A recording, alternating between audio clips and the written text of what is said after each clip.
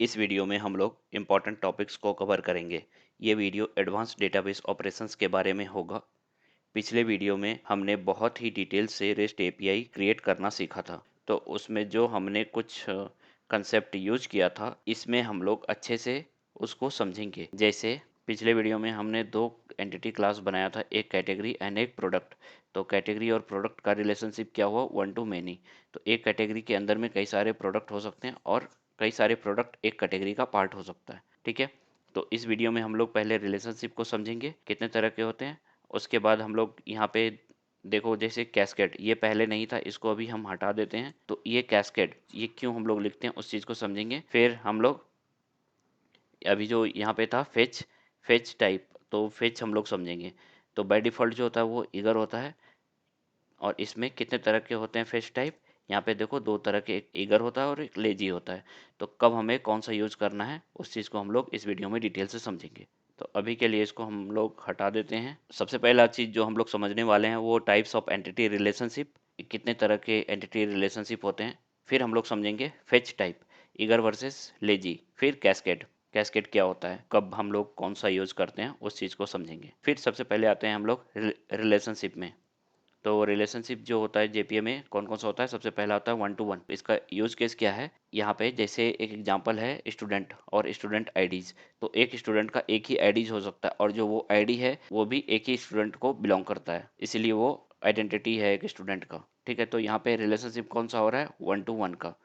तो इसके अलावा और कई सारे इसके एग्जाम्पल हो सकते हैं, जैसे यूज़र प्रोफाइल, एक यूज़र का एक ही प्रोफाइल हो सकता है। और एक कंट्री और कैपिटल हो सकता है इसका एग्जाम्पल। एक कंट्री जो है वो उसका एक कैपिटल हो सकता है और वो कैपिटल का एक कंट्री होता है। तो यहाँ पे भी वन टू वन का रिलेशनशिप हो गया।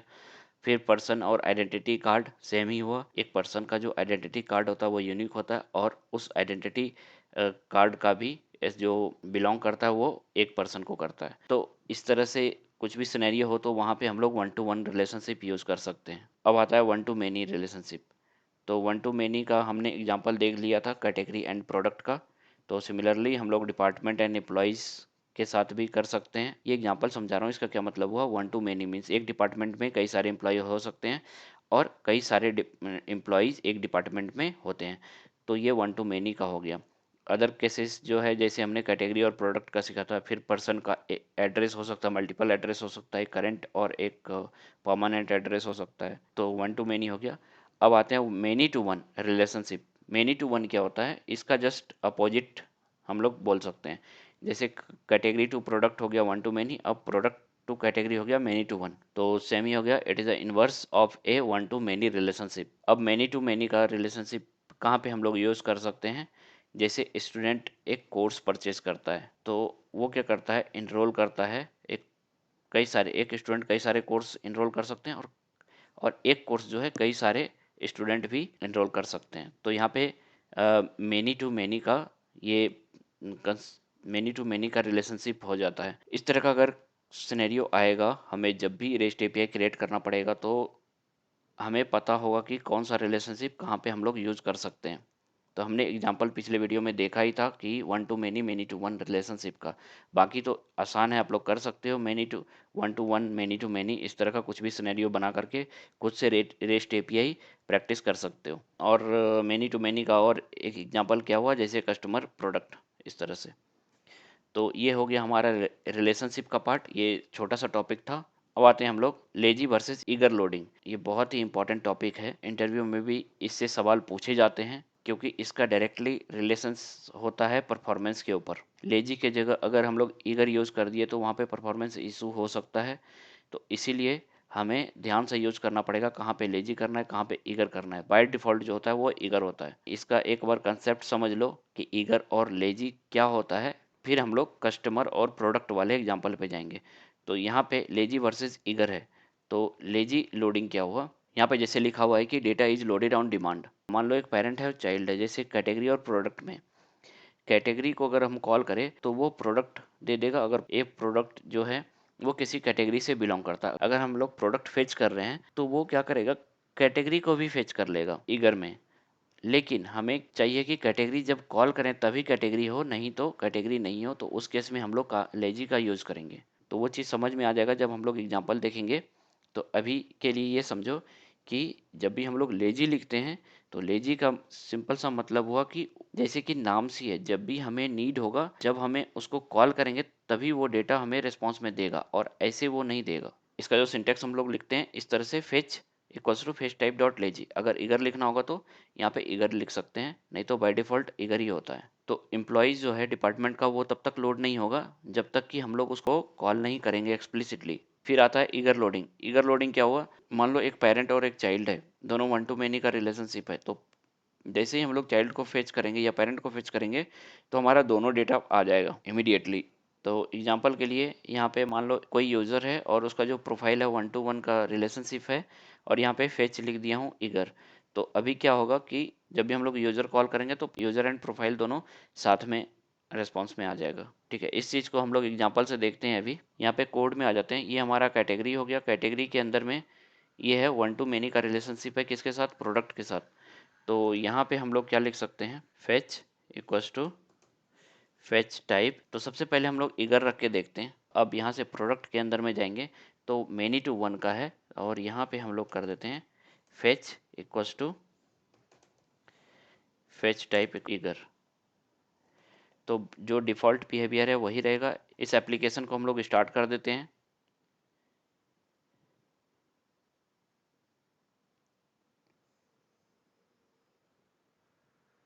इस चीज़ को ध्यान से समझना क्योंकि ये बहुत ही इंपॉर्टेंट टॉपिक है। अगर ये सही से हम लोग नहीं इम्प्लीमेंट किए तो हमारा परफॉर्मेंस इशू हो सकता है।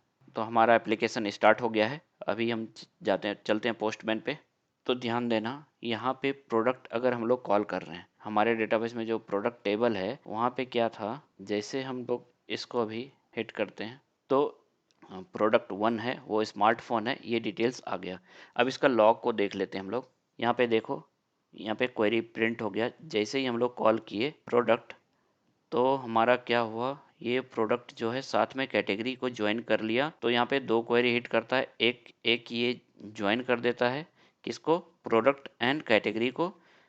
तो जो भी हम लोग आईडी पास किए वो दोनों टेबल से ज्वाइन करके वो डेटा फेच कर लेता है। हम लोग कैटेगरी को अभी कॉल नहीं किए थे, लेकिन यहाँ पे से देखो ये कैटेगरी आईडी जो है ये ऑलरेडी हमारा डेटाबेस के अंदर में कॉलम प्रेजेंट है। ID, name, description, price, category, ये चीज़ जब प्रोडक्ट वन किए तो ये आ जाना चाहिए। लेकिन प्रोडक्ट एंटिटी में जब हम लोग चलेंगे, यहाँ पे देखो फेच है ईगर। ईगर है तो मीन्स ये कैटेगरी हमारा लोड हो जाएगा उसी टाइम पे। तो ये कैटेगरी लोड हो गया। अब हम क्या करेंगे, इस ईगर को हम लोग क्या करते हैं, लेजी बना देते हैं, लेजी। और फिर से स्टार्ट करते हैं।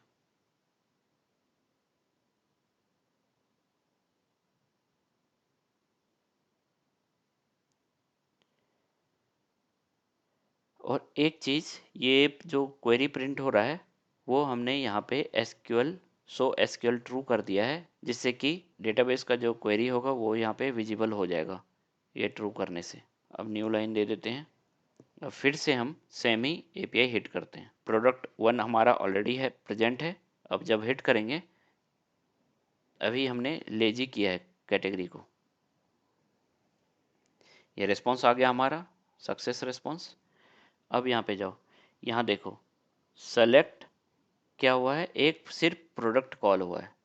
बस जो आईडी पास किए वन, वो आईडी यहाँ पे ले लेगा, और वो जो वन रो है डेटाबेस में वो रिटर्न कर देगा। अब लिस्ट ऑफ ऑल प्रोडक्ट अगर करेंगे तो सभी के लिए वो कैटेगरी कॉल करेगा। अब ये भी एग्जांपल देख लो, ये सारा प्रोडक्ट प्रिंट करेगा।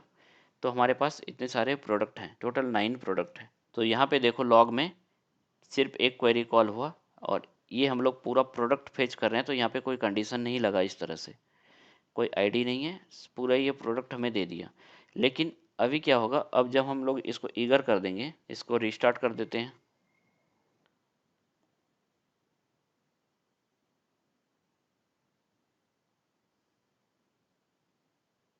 ये ऑल प्रोडक्ट वाला एपीआई हिट करते हैं, गेट ऑल प्रोडक्ट।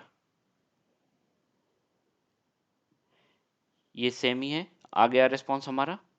अब देखो लॉग में, यहाँ पे देखो क्या हुआ, ये तो प्रोडक्ट हमारा आ गया, हमें बस यही हिट करना था। लेकिन देखो अभी क्या हुआ, इसके अलावा कैटेगरी को भी कॉल कर दिया, कैटेगरी और ज्वाइन कर दिया उस प्रोडक्ट के साथ। तो ये कैसे हो रहा है, कितने सारे यहाँ पे प्रिंट हुए 1 2 3 4 5 6 7 और जो प्रोडक्ट है जितने सारे वो 7 कैटेगरी से ही मैप हैं। जैसे यहाँ से देख सकते हो कैटेगरी 1, ये भी कैटेगरी 1 का पार्ट है, तो ये हमारा हो गया एक कैटेगरी, ये हो गया दूसरा कैटेगरी, ये तीसरा कैटेगरी हो गया, ये भी तीसरा कैटेगरी हो गया, ये चौथा कैटेगरी हो गया, ये फिफ्थ हो गया, ये सिक्स्थ, ये सेवन। टोटल 7 कैटेगरी है हमारे पास अभी यहाँ पे जिसमें प्रोडक्ट है। तो यहाँ पे 7 कैटेगरी का वो क्वेरी प्रिपेयर कर लिया, जबकि जब लेजी था तो उस समय पे ये कॉल नहीं हुआ था। तो अब बताओ यहाँ पे हमें ईगर रखना है या फिर लेजी, क्योंकि हमें जो रिस्पॉन्स में आ रहा है कैटेगरी आईडी वो हमारे कॉलम में ऑलरेडी अवेलेबल है, तो हम लोग कैटेगरी को क्यों कॉल करेंगे यहाँ से। तो बेस्ट सॉल्यूशन है कि यहाँ पे हम लोग लेजी लगाएंगे, ये अननेसेसरी डेटाबेस को कॉल नहीं करेगा। तो इससे क्या होगा कि हमारा परफॉर्मेंस इम्प्रूव होगा। मान लो लैक्स ऑफ रिकॉर्ड है डेटाबेस में और जब हम लोग ईगर यूज़ करते हैं या फिर लेजी नहीं यूज़ करते हैं तो वो डिफ़ॉल्ट ईगर हो जाता है। अभी क्या होगा कि जब हमें कैटेगरी चाहिए तब हम लोग कैटेगरी को कॉल करेंगे, तभी वो हमारा हिट करेगा एपीआई, ठीक है। तो उसके लिए कैटेगरी देखने के लिए हम लोग कैटेगरी कॉल कर देंगे, तो ये कैटेगरी कॉल करेंगे तो हमारा कैटेगरी वाला रिस्पॉन्स आ जाएगा। तो ये डिफरेंस है। तो ये चीज़ समझ में आ गया कि लेजी और ईगर में क्या डिफरेंस है। तो मैं यही चीज़ बताना चाह रहा था, ये बहुत ही इंपॉर्टेंट है। जब भी परफॉर्मेंस की बात आती है तो हम लोग फेच टाइप यूज़ करते हैं, अननेसेसरली हम लोग डेटाबेस हिट नहीं करते हैं। आई होप ये चीज़ समझ में आ गया होगा। अगर कुछ भी डाउट हो तो हमें कमेंट में करके ज़रूर बताएं। तो ये चीज़ लेजी वर्सेस ईगर हमें समझ में आ गया है और इसका जो समरी है वो चीज़ देख लो। ये कब यूज़फुल है, जब हमें इमीडिएटली डेटा का ज़रूरत नहीं है। तो ईगर तो ये क्या करेगा, एक ही बार में डेटा फेच कर देगा और बार बार नहीं करेगा। तो बेस्ड ऑन द रिक्वायरमेंट, इसमें हमें ये जज नहीं करना है कि लेजी बेस्ट होता है या eager. Based on the requirement हमें चुनना पड़ेगा कि ये हमारा जो वहाँ पे लेजी सुटेबल होगा या फिर ईगर, ठीक है। दोनों में डिफरेंस समझ में आ गया है। अब कैस्केड, कैस्केड क्या होता है। तो कैस्केड क्या होता है कि जब भी हम लोग कोई ऑपरेशंस परफॉर्म करते हैं पेरेंट में, क्या होना चाहिए, दोनों अगर पेरेंट और चाइल्ड का रिलेशनशिप है, कोई भी रिलेशनशिप है दोनों पेरेंट एंड चाइल्ड के बीच में, तो जब भी हम लोग पेरेंट में अपडेट करेंगे तो उसका जो भी रेफरेंस होगा वो चाइल्ड में भी अपडेट हो जाएगा। और कुछ अगर रिमूव कर रहे हैं हम लोग पेरेंट से तो वो चाइल्ड में भी वो चीज़ रिमूव हो जाएगा। लेकिन अगर कैस्केड का हम लोग यूज़ नहीं करेंगे और हमारे पास एक पेरेंट है और एक चाइल्ड है, अगर हमें कुछ भी डेटा रिमूव करना हो तो हम लोग कैसे करते हैं, पहले चाइल्ड से हम लोग रिमूव करते हैं फिर पेरेंट से करते हैं। अगर पेरेंट से ट्राई करेंगे तो वो रिमूव हमारा नहीं होगा। जैसे अभी हम क्या कर रहे हैं यहाँ पे समझो कि कैस्केड ऑल है, कैस्केड को हम हटा देते हैं, इसको भी हटा देते हैं। बाय डिफ़ॉल्ट तो ईगर ही होता है। अभी हम लोग कैस्केड को रिमूव कर दिए। इसको रिमूव करने के बाद रीस्टार्ट कर देते हैं एप्लीकेशन को। अब डिलीट करेंगे हम कैटेगरी को। तो हमारे पास डिलीट एपीआई है। डिलीट किसको कर रहे हैं, कैटेगरी को। कैटेगरी में अभी यहाँ पे चेक कर लो हमारा जो है वो कौन सा है, गेट ऑल कैटेगरी। कैटेगरी में मान लो ये 11 है, हम लोग इसको रिमूव कर रहे हैं। कैटेगरी आईडी जो है 11 को हम लोग रिमूव कर रहे हैं। तो डिलीट कैटेगरी में चले जाएंगे यहाँ पे। अब हम लोग कर देते हैं इसको डिलीट। देखो इंटरनल सर्वर एरर आ गया। यहाँ पे मैसेज जो है could not be executed, can not delete update a parent foreign key constant field. तो इस तरह से जब भी आएगा तो इसका मतलब हम लोग को कैस्केड यूज़ करना पड़ेगा। और अगर मैन्युअली डिलीट करना है तो पहले हम लोग प्रोडक्ट से डिलीट करेंगे, जो कैटेगरी 11 में जो प्रोडक्ट है उस प्रोडक्ट को पहले डिलीट करेंगे, फिर हम लोग उस कैटेगरी को डिलीट करेंगे। तो यहाँ पे क्या करना होगा, अगर हम लोग एपीआई के थ्रू कर रहे हैं तो हमें कैस्केड का यूज़ करना पड़ेगा। जब हम लोग कैस्केड यहाँ पे लिख देते हैं, इसको रिस्टार्ट करते हैं।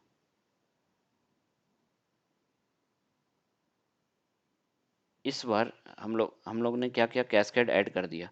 अब इस बार जब हम लोग सेंड पे यहाँ पे क्लिक करेंगे तो हमारा एरर नहीं आएगा और ये कैटेगरी 11 डिलीट हो जाएगा। देखो कैटेगरी 11 हैज़ बिन डिलीटेड हो गया। यहाँ पे क्या हो रहा है, देखो यहाँ पे इंटरनली ये क्या कर रहा है, डिलीट फ्रॉम प्रोडक्ट को कर रहा है डिलीट, फिर वो क्या कर रहा है, डिलीट कर रहा है कैटेगरी को। तो कैस्केड लिखने का मतलब वो होता है कि जो भी हम ऑपरेशन परफॉर्म करते हैं पेरेंट में, वो चाइल्ड में भी उसका इम्पैक्ट पड़ता है। तो यहाँ पे वही चीज़ लिखा हुआ है कि कोई भी ऑपरेशंस अगर परफॉर्म किया जाएगा पेरेंट एंटिटी पे, जैसे हो गया सेविंग, रिमूविंग, कोई डिलीट किया जा रहा है या फिर अपडेट किया जा रहा है, तो वो ऑटोमेटिकली अप्लाई होगा किस पे, चाइल्ड, उसके चाइल्ड एंटिटीज पे। ठीक है, तो कितने तरह के होते हैं यहाँ पे, परसिस्ट में हमारा हो गया सेव, जब भी हम लोग क्रिएट करते हैं डेटा तो वो हमारा डेटाबेस में सेव होता है। मर्ज हो गया हम जब अपडेट करते हैं। रिमूव डिलीट हो गया। रिफ्रेश हो गया कि रिफ्रेश इस तरह से समझो, मान लो एक माइक्रो सर्विसेज एप्लीकेशन है जिसमें एक प्रोडक्ट एपीआई है, तो मल्टीपल यूजर्स जो है प्रोडक्ट जो है वो ऐड करते जा रहा है। तो जब हम लोग रिफ्रेश यूज़ करेंगे, रिफ्रेश लिखेंगे, तो जब भी कोई भी यूज़र अगर उस डेटा को गेट करेगा तो उसको क्या करेगा, वो एक बार रिफ्रेश कर देगा डेटा को। मीन्स जो भी लेटेस्ट डेटा है डेटाबेस में अपडेटेड, वो हमारा डेटा आ जाएगा रिस्पॉन्स में। तो उसमें अगर पेरेंट चाइल्ड का भी रिलेशनशिप है तो पेरेंट जब भी कॉल करेंगे तो हमारा दोनों पेरेंट रिफ्रेश होगा, साथ में उसके जो चाइल्ड है वो भी रिफ्रेश हो जाएगा, सारा रिफ्रेश होके लेटेस्ट रिस्पॉन्स है वो हमें शो करेगा। तो ये हो गया। और डिटैच का यूज़ करेंगे तो जहाँ पे भी डिटैच लगाएंगे तो वो पेरेंट और चाइल्ड का जो है वो डिटैच हो जाएगा, और डिटैच ऑपरेशन जब भी परफॉर्म होगा तो वो डेटाबेस में सेव नहीं होगा हमारा। फिर ऑल, अगर हमें समझ नहीं आ रहा है कौन सा करें, तो जनरली ऑल यूज़ करने से वो, तो उसमें हम लोग हर तरह के ऑपरेशंस परफॉर्म कर सकते हैं। तो आई होप ये चीज़ समझ में आ गया होगा। तो अभी क्या करेंगे, इस कोड को हम कमिट कर देंगे ब्रांच में, गिटहब का यूआरएल डिस्क्रिप्शन में डाल डाल देंगे, आप लोग वहाँ से कोड हमारा देख सकते हो। ये वीडियो से अगर कुछ भी सीखने को मिला हो तो इस वीडियो को ज़रूर लाइक करें, कमेंट करें, और कुछ डाउट हो तो वो भी हमें कमेंट करके बताएं। मिलते हैं नेक्स्ट वीडियो में। Thank you.